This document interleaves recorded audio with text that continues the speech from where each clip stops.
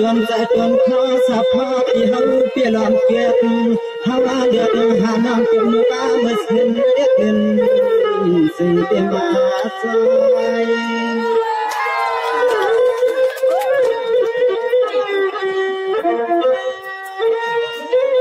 น้องอันเดียวน้องเมื่อในเฮาปีเสียงมาหอดมาฟางเฮาปีเสียงมาหอดมาฟางใส่อันก็แค่สัญญาสับมาแค่แค่น้องอันนัดในใส่เทในเกี่ยวกับชั่วปีส่วนน้องมีที่ไหนหนึ่งเฮาเพื่อเอาแทงแข่งน้องยิ่งปีเฮายังต้องหนึ่งกำในส่วนน้องที่อันตาไหลใจไหลคง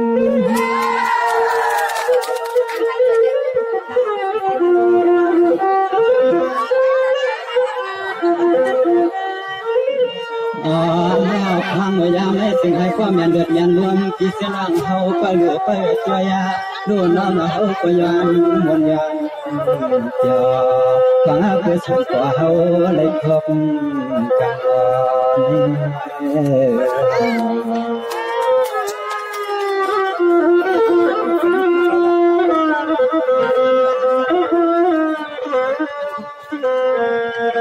เนี่ยไม่เจอเสียงจริงก็เป็นน้องกันนะฮัลโหลนอนเพียนกินสั่งสิ่งเพียมาเราฮัลโหลอ่ำเบื้องกันตั้งเฮาที่นอนเฮาเต็มกันหักว่านั่งวานาน้องใส่เท้าอันเหมือนเสียงขับในอ้อน้องเต็มในตากัน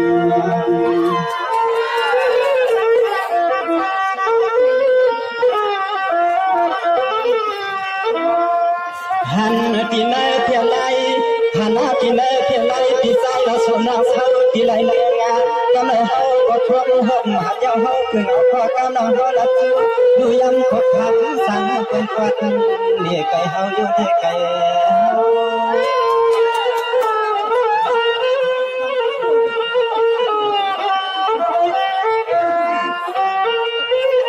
นอนเตียงเราปีก็เตียทางกาจัดจัดสวัสดิ์อาเซเซ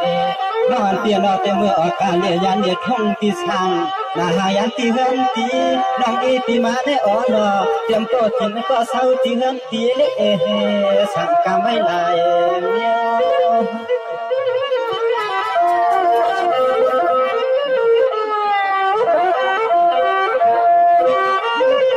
อ๋อนอเฮาเตเปลี่ยนไว้คนหลดแล้วหลดคนมา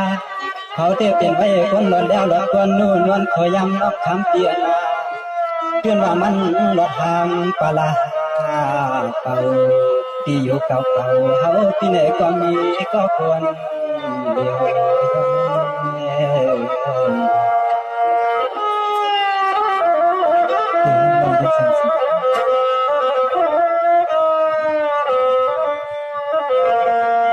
ในเตียงน้องเสียงสิ่งก็เป็นน้องเงินว่าจอนอนเตียวป้าไปในเตียงมีเฮือนเขียว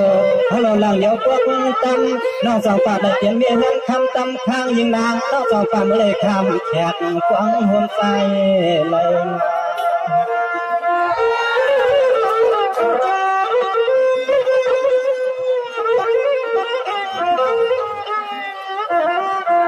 ใส่ที่เฮาเตียงมีเสียงในเรื่องใส่ที่เฮาเตียงมีเสียงในเรื่องย้อนคือเอาน้องใจน้ำคอน้องยิงที่เฮาทำมีเสียงเวลาสุภาพขึ้นลัดเนี่ยที่ใจลูกคำสู้รอ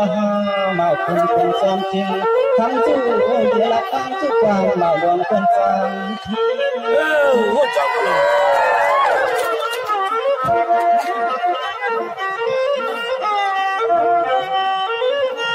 ยังขึ้นตุ้มเล็กผสมขอกามาที่ให้รู้คำหางดีอาเล็บจอยลูกพ่อในก็แข่งง่ายยังกว่ายาวเตี้ยส่วนเนี่ยนุ่มคิดสาวน้องขึ้นหลับป่วย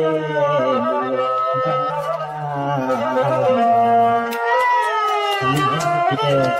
สมาคิดเมตตาตั้งใจดีให้ตัวเองมีสิ่งมันได้สิ่งสิ่งก็มีสิ่งสิ่งทำใครละสิ่งใครเป็นสิ่งใครเป็นสิ่งก็ลาบน้องยิ่ง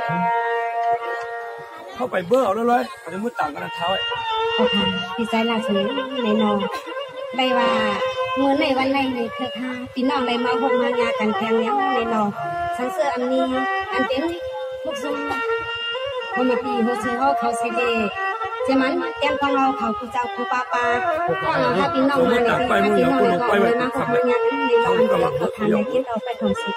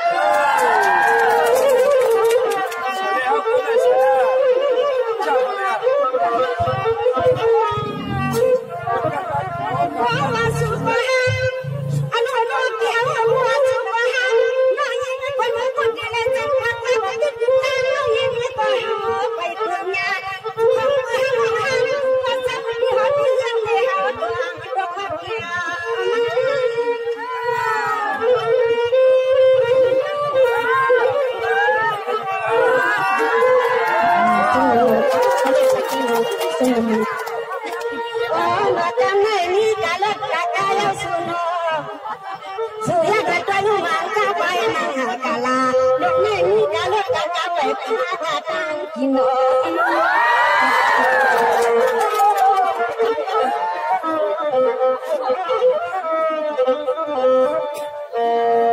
นี่นี่คือคนเราคิดสละสวยสวยมังพุทธมังกันดีโอ้กันยังสองมังพุทธมังกันดีโอ้กันยังทำมาเด็กเขียนเป็นหาวัน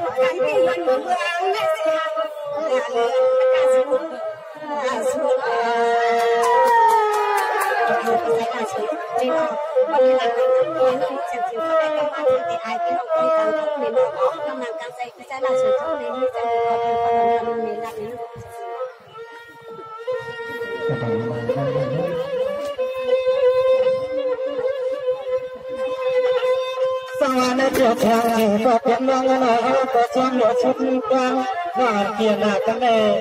ที่ก็ยังเสียเมืองกินเมืองนอนพวกมาพระพันคุณยายยังน้อยเขาก็ถึงเทียบขาดไม่อยากตั้งหักลงในหนักหายก็ที่ขังหักจางน้องโหเขา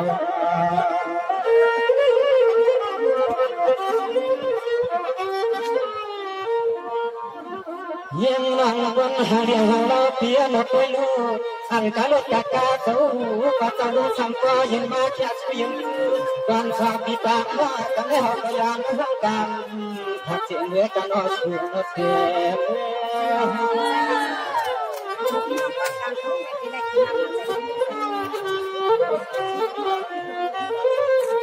สวรรค์ในเจ้าน้องเสียงจริงก็เป็นน้องนอนถึงแม้จะปวดจะลงทำไม่ได้ไปกินหาเรื่องดูเรื่องวันเตือนตาขอกับโอ้ทางที่หนุเสียตาจะนั่งใจดีน้ำจังกลางเสียเมียวเจ้าก็จะให้เจ้าต่อเจ้าหกเสียกั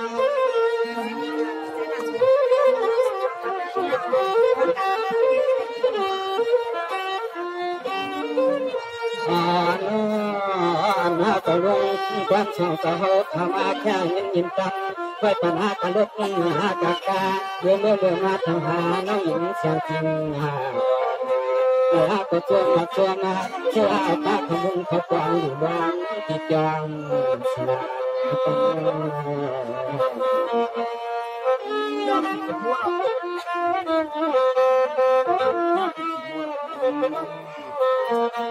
เนี่ยในเจ้าพี่น้องเขาฟังการว่าก็เลยอยู่ดีกินบ้านเหตุการณ์กว่าเจียวเฮืองนะเพราะเหมือนน้องยินเสียงเรียกตั้งเขาขอเตียนขึ้นเมืองในเมืองท่านสุดสาวขับว่าเฮืองส่วนตั้งจันคุณว่านางหักว่าในชายาฟังพิการย่อในก่อกากาสุญญาเขายังฟังกัน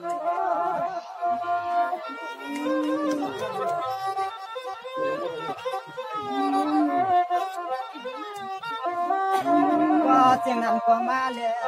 ว่าเจียงนั้นก็มาเลยยิ่งห่างเดียห่างเราที่เตี้ยเฮาน้อง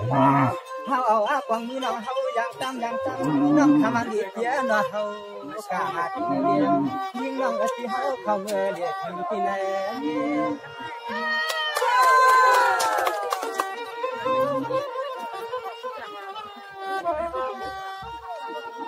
น้านางจึงหายกว่าเลยเปลี่ยนอารมณ์อันที่ไม่ติดวาง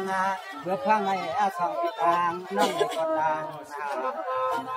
เดียลิตำน้ำกามาฉันความจะจะเมื่อเท่าวันใส่กลเส้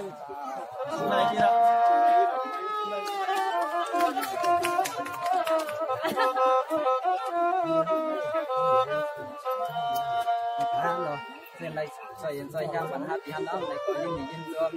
อันใดถอนยินกาก็สดใสกลางในก็สังเกตว่าถ้าการนึกคิดผิดกันตั้งน้ำในก็พี่น้องเขาก็บางครั้งปล่อยบางครั้งผ่าบันสีกำเขาไม่สูงพี่น้องกองเขาเขาดัง